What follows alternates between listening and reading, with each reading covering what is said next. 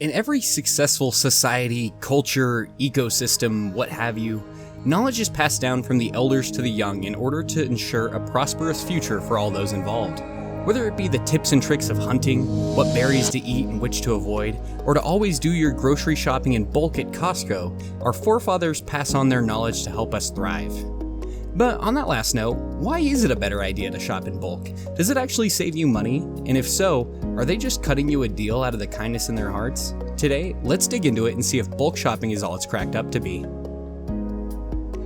3-minute flicks. Entertaining, educating, and enlightening.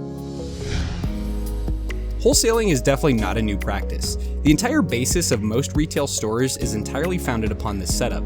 Goods are sold in large quantities to retailers who in turn agree to buy lots of the product in exchange for a lower price. In turn, this works the same way in your warehouse stores like Costco, Sam's Club, etc., where the customer then takes the role of the purchaser, purchasing large quantities of something so that the store is offloading more at once in exchange for a smaller markup, a sort of win-win scenario. When you buy in bulk, you're pretty much always going to be saving per unit, meaning that a single jar of peanut butter might cost $3, but you could buy 2 jars of peanut butter at the same time for $2.75 each. The pros and cons of bulk buying are remarkably transparent, but not always something one thinks about.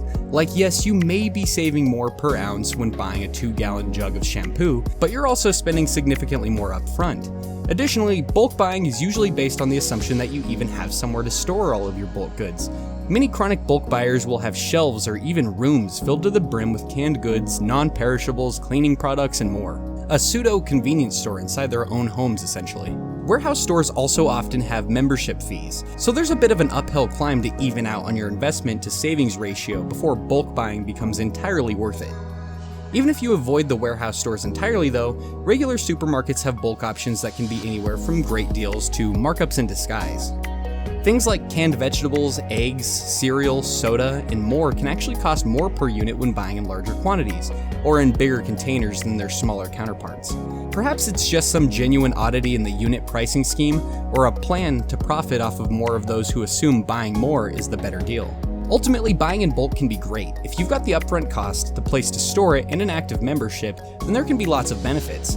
However, don't be afraid to look past the price tag and calculate out a price per unit comparison on the things you buy. The results just might surprise you. 3-minute flicks. Don't forget to subscribe and hit the notification bell. We create new videos weekly.